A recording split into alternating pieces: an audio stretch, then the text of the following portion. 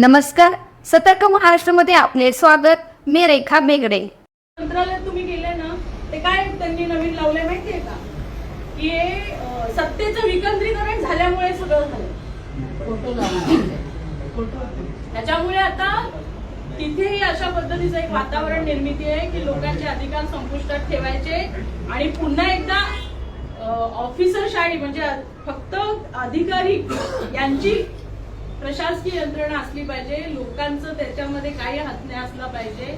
पंचायती राज व्यवस्थेने जे सरपंचांना अधिकार दिले, नगराध्यक्षांना अधिकार दिले, स्थानिक स्वराज्य संस्थांमध्ये जे अधिकार आहे ते निवडणुकांच्या माध्यमातून त्यांनी आधी कमी केले, प्रशासक आणले आणि आता ती चर्चा पण अशी करतात की भ्रष्टाचाराचं कारण विकेंद्रीकरण आहे. हे तुम्हाला तरी पटतंय का? पटतंय कुणाला? म्हणजे काय विचाराची माणसं आहेत तुमचे प्रशासक. तिथे अधिकारी जर भ्रष्टाचार करतात त्याला आम्ही जबाबदार आहे. असायचे लोकांच्या हिताचे निर्णय घ्यायचे. तुम्ही भ्रष्टाचार होऊ दिले का? सीओ वाटेल तसा निर्णय घ्यायचा का? आज त्या सीओ ना तहसीलदाराचा अंकुश ना कलेक्टरचा अंकुश, तो वाटेल तसा मालक बनून निर्णय घ्यायला लागले. आपल्याला स्थानिक पंचायतींना निवडणुकींना सामोरं जाताना हा विषय खूप महत्वाचा आहे. झालेलीच कामं परत परत करणं, करोडोंची बिलं काढणं, सगळं सतत सुरू आहे ना. त्यांना रोखणारच कोण नाहीये नगरपंचायतीमध्ये, नगरपालिकांमध्ये, का तर निवडणुकाच झालेल्या नाहीयेत. तर हे सगळं लोकांपर्यंत नेण्याची जबाबदारी आपली आहे. आणि येणाऱ्या काळामध्ये आपल्या ज्या तारखा सांगायच्या ना, आपण बसून फ्रेश घेणार आहे आपण. ठीक आहे. तर आता मी काय फार वेळ नाही घेणार आहे. ऑलरेडी सगळी महत्वाची चर्चा आहे ती झालेली आहे. पण तरी सुद्धा जर कुणाचे काही सूचना असेल तर मी शेवटच्या व्यक्तीचं ऐकेपर्यंत मी इथे थांबणार. तर तुम्हाला वाटलं की मला हे बोलायचं होतं, ताईंशी हे सांगायचं होतं, तर मी थांबेन. एकेकाने जरी बोललात तरीही चालेल. इथे कुठे बाजूला जागा आहे अशी बसायला? एक 2 मिनिट जे काही तुमचे आतापर्यंत तुम्ही सांगितलेलं आहे, जीएसटी कमी झालेला आहे. इकडं भाजप जीएसटी राहत महोत्सव काय सांगाल त्याच्यावर? कालची घटना सांगते. मी ज्या शहरात राहते तिथे सुद्धा आता भाजपने सगळ्या त्यांच्या कार्यकर्त्यांना आदेश दिले की आता आपण जे जीएसटी कमी केलंय ते जा व्यापाऱ्यांना सांगा, भेटा, एक रॅली काढा शहरातनं. तशी रॅली ज्या ज्या शहरात निघाली त्यात ते जे व्यापारी सहभागी झाले होते ते मागच्या मागे शिव्या घालत होते आणि ती रॅली कुठेच पूर्ण झाली नाही. कारण व्यापाऱ्यांना आता कळून चुकले की वेड बनवतात हे लोक.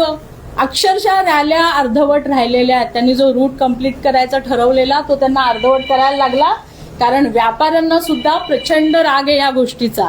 अजून किती वेळ बनवणार लोकांना? त्याच्यामुळे त्या रॅल्या काही पूर्ण झालेल्या नाहीयेत.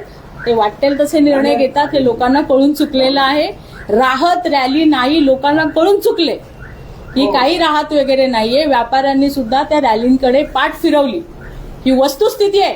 तुम्हाला व्यापारी कुठे आनंद साजरा करताना दिसले का? पेढे वाटताना दिसले का? सांगा मला.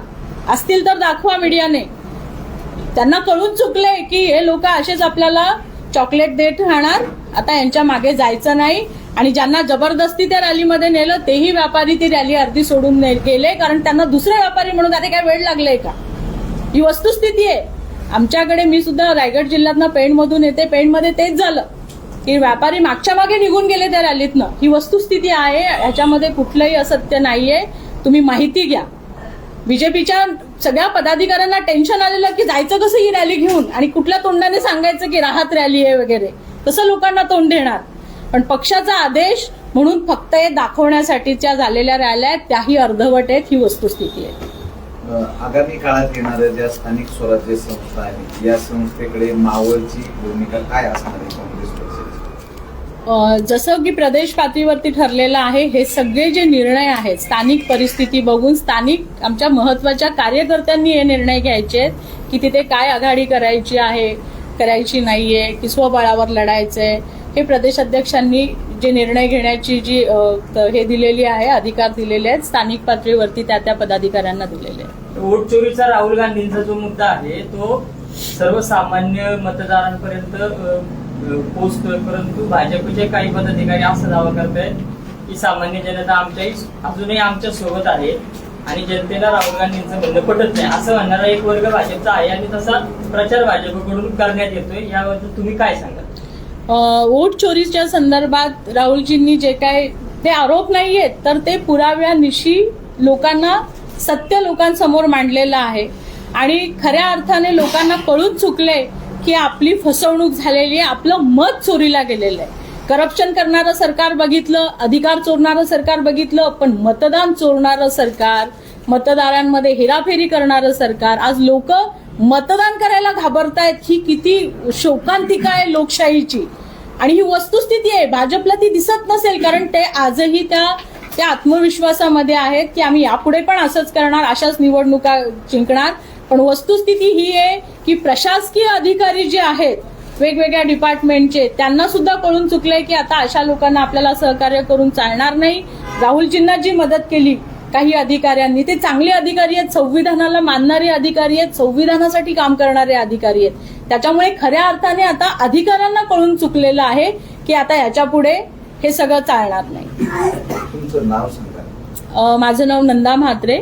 मी महाराष्ट्र प्रदेश काँग्रेस कमिटीची महासचिव आहे आणि मावळ विधानसभेची प्रभारी. कार्यकर्त्यांना काय सूचना केल्या काँग्रेसच्या? आजच्या बैठकीमध्ये असं ठरलंय की येणाऱ्या जिल्हा परिषद, पंचायत समिती, नगरपालिका निवडणुकांच्या अनुषंगाने प्रत्येक जिल्हा परिषद मतदारसंघनिहाय आमच्या कार्यकर्त्यांच्या भेटीगाठी, त्यांना भेटणं, तिथली परिस्थिती काय आहे ते समजून घेणं, हे सगळा आढावा आमचा ठरला. येणाऱ्या काळामध्ये काँग्रेसचा एक मेळावा सुद्धा होणार आहे मावळमध्ये. त्यामध्ये काही महत्त्वाचे नेते आहेत, त्यांना आम्ही निमंत्रित करणार आहोत, जे इथल्या कार्यकर्त्यांना संबोधित करून त्यांना ऊर्जा देण्याचं काम करतील. सरकारकडून दावा करण्यात येतो की मराठवाड्यामध्ये जो काही आता अतिवृष्टीमुळे नुकसान झालंय त्याच्या संदर्भात आम्ही भरघोस मदत करीत आहोत. मात्र विरोधी पक्ष मागणी करतोय की ती मदत पुरेशी नाहीये. काँग्रेस पक्षाच्या नेत्या म्हणून तुम्ही या सगळ्याकडे कसं पाहताय? फडणवीसांनी काय करावं, तुम्हाला काय वाटतं? फडणवीसांनी सगळ्यात आधी तर हजारो कोटीचे जे प्रकल्प लादलेले आहेत जनतेच्या कराच्या माध्यमातून, कररूपी पैशातून, ते सगळ्यात आधी थांबवावेत. कारण हे कोणतेही प्रकल्प जनतेला कधीच नको होते. हे कुणासाठी दिलेले प्रकल्प आहेत? ज्यांनी बीजेपीला इलेक्ट्रॉल बॉन्डच्या स्वरूपात निधी दिलेला आहे त्याची परतफेड म्हणून दिलेली ही सगळी कॉन्ट्रॅक्ट आहेत.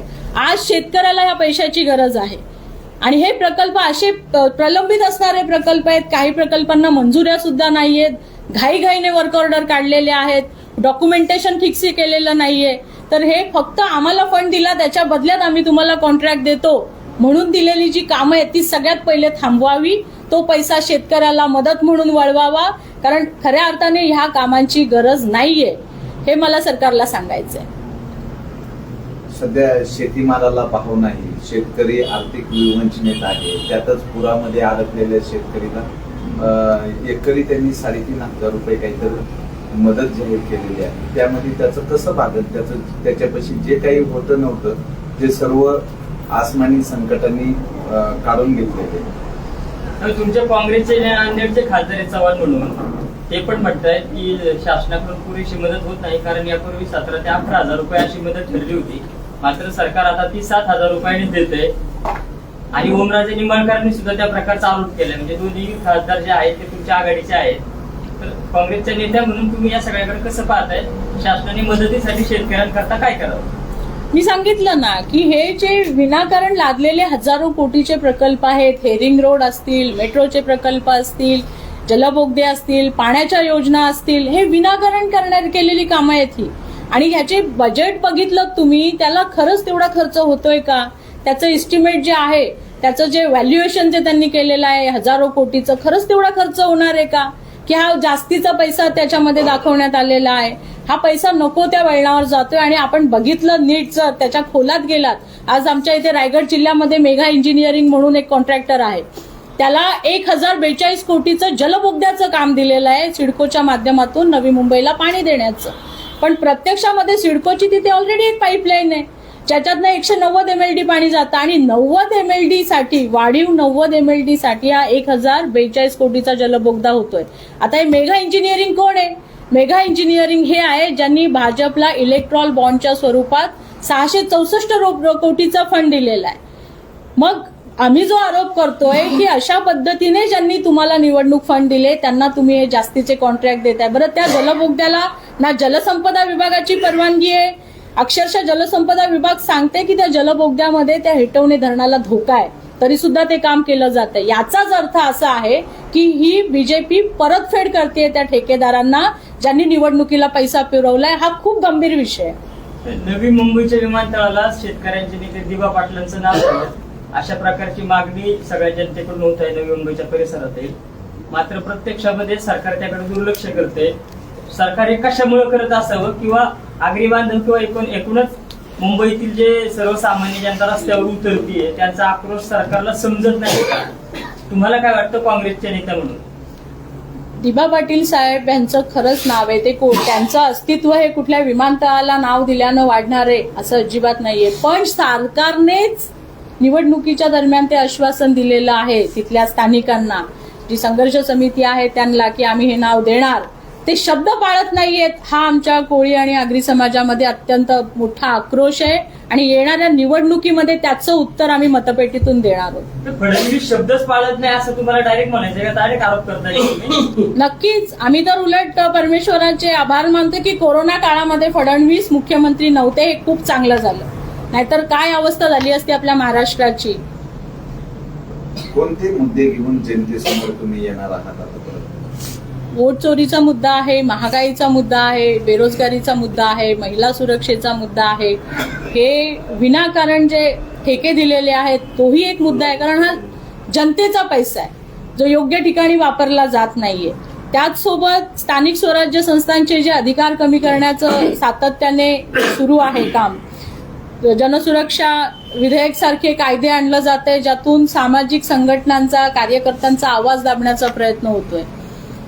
हे सगळे मुद्दे घेऊन आम्ही जनतेसमोर जाणार आहोत. एकीकडे वोट चोरी आरोप होतात, तुम्ही प्रूव्ह केलं म्हणतात. त्यानंतर जे ईव्हीएम बॅलेट पेपरवर निवडणुका घेण्याबाबत काँग्रेसची काय भूमिका आहे? आमची तर ती मागणी काँग्रेसने मोठं आहे. कॅम्पेनिंग केलं होतं की पंतप्रधान स्वतः उपराष्ट्रपतीच्या निवडणुकीमध्ये बॅलेट पेपरवर मतदान करत होते आणि जनतेला सांगतायत की तुम्ही ईव्हीएम वर मतदान करा, आणि ते खूप अलीकडच्या काळात गाजलं होतं सोशल मीडियावर. तर ह्या प्रचाराबद्दल काय सांगाल, आणि म्हणजे काय व्हायला पाहिजे ईव्हीएम बद्दल? लोकांचा विश्वास जो आहे तो बॅलेट पेपरवर आहे, ही वस्तुस्थिती आहे. मशीन फक्त वोट काउंटिंगच्या सुविधेसाठी होती, पण त्याचा गैरवापर केला गेला. हे वेळोवेळी कितीतरी पक्षाच्या कार्यकर्त्यांनी, तिथल्या तज्ज्ञांनी ते सिद्ध केलेलं आहे. जे तांत्रिकदृष्ट्या सुद्धा सिद्ध केलेलं आहे आणि ते आपल्याला दिसतंय समोर की उमेदवाराला त्याच्या घरातली पण मतं पडत नाही. असं कसं होईल? हे झालेलं आहे ना. निवडणुकीचे निकाल लागण्याच्या पूर्वी उमेदवार सांगतात मला एवढं मतदान पडणार आहे. हे कुठलं येतं सगळं गणित? ही गणितं आधीच ठरलेली आहेत, हे सेटिंग ठरलेलं आहे. अजून काय पाहिजे? आता दिल्लीच्या मुख्यमंत्री परवा म्हणाल्या 70 वर्ष काँग्रेसने केलं, आता आम्ही केलं तर काय बिघडलं? हे काय? ही कबुली आहे ना. ही कबुली आहे की भाजपने गडबडी केलेली आहे. एक मुख्यमंत्री, जबाबदार पदाधिकारी भाजपच्या म्हणतायत की आम्ही केलं तर काय बिघडलं म्हणून. मान्य केलं ना त्यांनी. अजून काय पुरावे पाहिजे?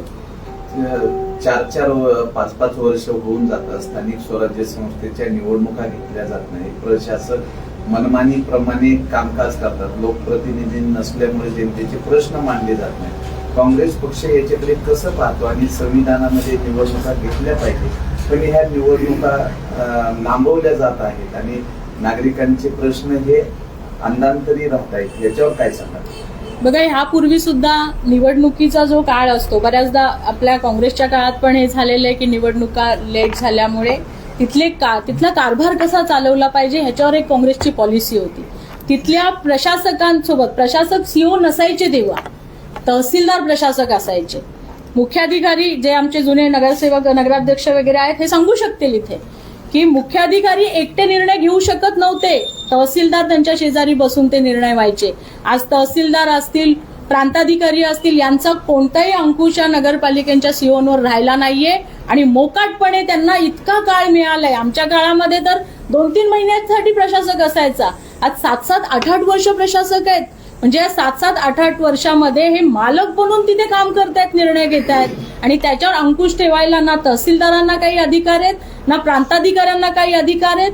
जिल्हा प्रशासन अधिकारी, नगरपालिका प्रशासन अधिकारी जे आहेत त्यांनी हात वर केलेले आहेत, कारण हे सगळी साखळी आहे त्यांची की आपल्याला कमवायची संधी आहे, आपल्याला अधिकारांची संधी आहे, आता आपण ते करूया. त्यांच्यावर कुणाचाही स्थानिक यंत्रणेचा अंकुश नाहीये.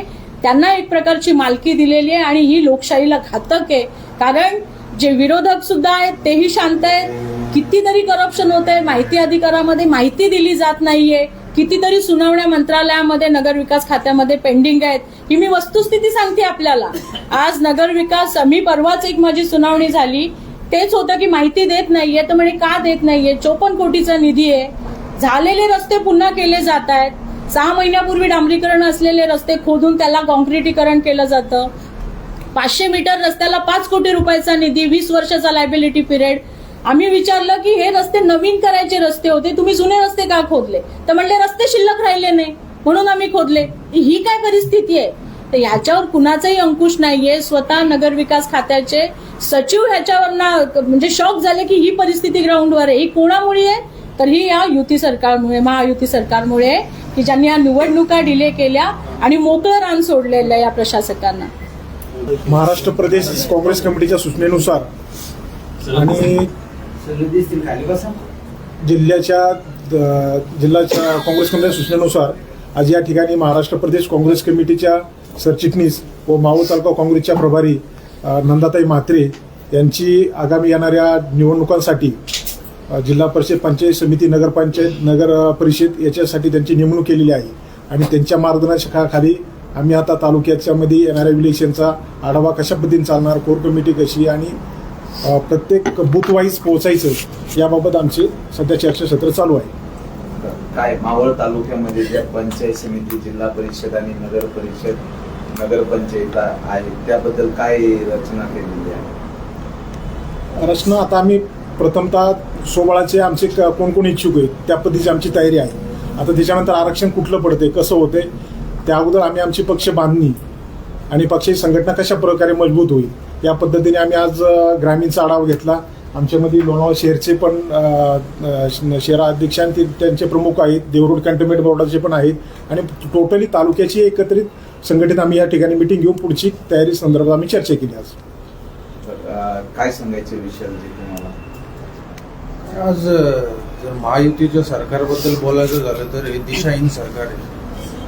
आणि या सरकारने ज्या पद्धतीचं कामकाज या सरकारचं चाललंय, अतिशय नीच प्रवृत्तीचं सरकार आहे असं म्हणलं तरी काय वावगं ठरणार नाही. या सरकारला विचारधारा नाहीये, दिशाहीन सरकार आहे. आज पुराची परिस्थिती आज सोलापूरमध्ये बघितली तर आज शेतकरी अक्षरशः त्याचं काहीच राहिलेलं नाही शेतकऱ्यांकडून. अशा परिस्थितीमध्ये सरकार त्यांना आधार देण्याचं काम सरकारने केलं पाहिजे. तरी पण सरकार अशा पद्धतीने त्यांच्या बाजूनी ठामपणे उभं राहत नाहीये, ही अतिशय शोकांतिक आहे. आज पुणे जिल्ह्याबद्दल जर बोलायचं झालं तर तरी पण या सरकारचं ज्या पद्धतीचं कामकाज चाललंय, अतिशय दिशाहीन कामकाज चाललंय. आज उत्तराखंडमध्ये काल मी बघितले एक व्हिडिओ, तर उत्तराखंडमध्ये युवकांनी अक्षरशः कार्यालय पेटवण्याचं काम केलं. लेह लडाखमध्ये युवकांनी भारतीय जनता पक्षाचं कार्यालय पेटवलंय आणि याचा विचार भारतीय जनता पक्षाच्या नेत्यांनी करणं गरजेचं आहे, भारतीय जनता पक्षाच्या कार्यकर्त्यांनी करणं गरजेचं आहे. कारण आज महाराष्ट्रामध्ये मुंबईसारख्या ठिकाणी एका ज्येष्ठ नागरिकाला साडी घालण्याचं काम या भारतीय जनता पक्षाच्या कार्यकर्त्यांकडनं करण्यात आलंय. ही झुंडशाही, हुकुमशाही ज्या पद्धतीने काम करते, भविष्य काळामध्ये या भारतीय जनता पक्षाच्या कार्यकर्त्यांची हालत काय होईल याचा विचार या भारतीय जनता पक्षाच्या कार्यकर्त्यांनी करणं गरजेचं आहे असं मला या ठिकाणी आवर्जून त्यांना सांगावं असं वाटतं. काँग्रेस कार्यकर्त्याला ताकद देण्याचं काम ज्या पद्धतीने राहुलजी गांधी करतात ते त्यांचं कौतुकही या ठिकाणी मला पत्रकार परिषदेच्या माध्यमातून करावं असं वाटतंय. कारण मागच्या काळामध्ये काँग्रेस सरकारमध्ये जर अशा पद्धतीची जर कार्यकर्त्यांवर जर वेळ आली तर कार्यकर्त्यांना ताकद मिळत नव्हती, ही शोकांतिका काँग्रेस पक्षामध्ये होती. पण आज ज्या पद्धतीने राहुलजी गांधी कार्यकर्त्यांना ताकद देण्याचं काम करतात, इथून पुढच्या काळामध्ये भारतीय जनता पक्षाच्या नेत्यांनी आणि कार्यकर्त्यांनी ह्याचा विचार करणं गरजेचं आहे की आपण कशा पद्धतीची वागणूक सर्वसामान्य नागरिकांना आणि काँग्रेस कार्यकर्त्यांना दिली पाहिजे. कारण ज्या पद्धतीने नेपाळमध्ये झेंझीचा उद्रेक झालाय, त्या पद्धतीचा एक चित्र, एक वातावरण महाराष्ट्रामध्ये आणि देशामध्ये आपल्याला काही भागांमध्ये घडताना दिसतंय. तर ह्याचा विचार सर्वसामान्य भारतीय जनता पक्षाच्या व त्यांच्या मित्र पक्षाच्या कार्यकर्त्यांनी करणं गरजेचं आहे. निखिल कविशेट्टी काय सांगाल? आज आमच्या महासचिव ज्या प्रदेशच्या आल्या होत्या, प्रदेशच्या महासचिव मावळ तालुक्यामध्ये आलेले आहेत आणि त्यांनी संपूर्ण मावळ तालुक्याची काँग्रेस पक्षाचा आढावा घेतलेला आहे. येणाऱ्या जिल्हा परिषद, पंचायत समित्या म्हणजे सगळ्या स्थानिक स्वराज्य संस्थांच्या निवडणुकीच्या संदर्भामध्ये काँग्रेस पक्षाची भूमिका, काँग्रेस पक्षाची ताकद जाणून घ्यायचं काम त्यांनी आज इथं केलेलं आहे. आणि 4 तारखेपासून ते 7 तारखेपर्यंत वेगवेगळ्या जिल्हा परिषदांमध्ये मीटिंग घेण्यात येणार आहेत आणि 9 तारखेला काँग्रेस पक्षाचा एक भव्य मेळावा राज्यातील आणि प्रदेशच्या नेत्यांच्या मार्गदर्शनाखाली इथे होणार आहे. अशा पद्धतीचं नियोजन मावळ तालुका काँग्रेस कमिटीच्या वतीनं करण्यात आलेलं आहे. नंदाताई म्हात्रे यांनी आज बऱ्याच सूचना या काँग्रेस पक्षाच्या मीटिंगमध्ये केलेल्या आहेत आणि त्याचं तंतोतंत पालन ही कमिटीच्या माध्यमातून करण्यात येईल. आणि जसं त्यांनी सांगितलं की प्रदेश काँग्रेस कमिटीच्या वतीनं स्थानिक नेत्यांना जे अधिकार दिलेले आहेत की जिल्हा परिषद, पंचायत समित्या, नगरपालिका यांच्या निवडणुकीच्या संदर्भामध्ये काँग्रेस पक्षाची काय भूमिका असेल ती आपल्या स्तरावरती घ्यावी आणि त्या संदर्भामध्येच या मेळाव्यातून आपण पुढची दिशा या तालुक्याच्या निवडणुका कशा लढवल्या जातील या संदर्भात घेणार. आमच्या भारतीय राष्ट्रीय काँग्रेस पार्टीच्या मावळ तालुक्याच्या वतीने आमचे तालुका अध्यक्ष आयुष्यमान यशवंतराव मोड साहेब त्यांच्या मुख्य नेतृत्वाखाली या ठिकाणी प्रमुख पदाधिकाऱ्यांची मीटिंग आयोजित झालेली आहे. या मीटिंगला अखिल भारतीय काँग्रेस पार्टीच्या महाराष्ट्र प्रदेशच्या महासचिव आणि ज्यांची आता नव्यानेच पक्षाने एक चांगलं अभ्यासू नेतृत्व म्हणून आमच्या मावळ तालुक्याच्या निवडणुकीसाठी निरीक्षक म्हणून त्यांची नियुक्ती केली, त्या आयुष्यमती नंदाताई म्हात्रे व कोकणच्या रायगड जिल्ह्याच्या भूमिकन्या आहेत. त्यांच्या मुख्य मार्गदर्शनाखाली या ठिकाणी मीटिंग संपन्न होत आहे. या ठिकाणी बराच आढावा झालेला आहे, आढावा घेण्यात आलेला आहे. मी विदर्भातला अमरावती जिल्ह्यातला आहे, परंतु देवरोड कॅन्टोन्मेंटच्या हद्दीमध्ये मी तिथे स्थानिक रहिवासी आहे. 15च्या मोदीजींच्या लाटेमध्ये मी व माझा एक सहकारी हाजी मलक मारिमुत्तू देवरोड शाखेचा अध्यक्ष आम्ही 2 नगरसेवक प्रचंड मताधिक्याने तिथे निवडून आलेलो आहोत आणि सध्या आम्ही विद्यमान नगरसेवक आहोत.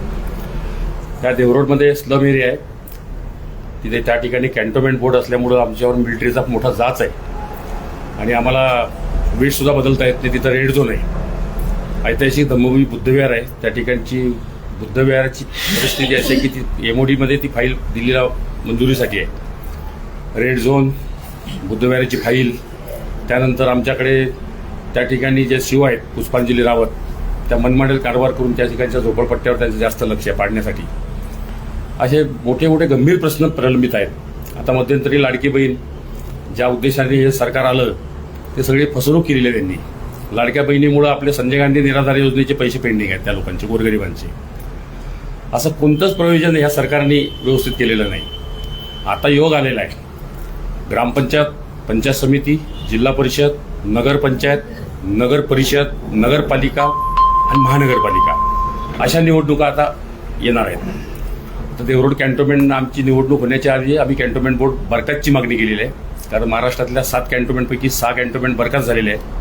देवरोड जागेसाठी 9000 एकर जमीन आहे, त्याचे पैसे कोण देणार यासाठी ते थांबलेलं आहे.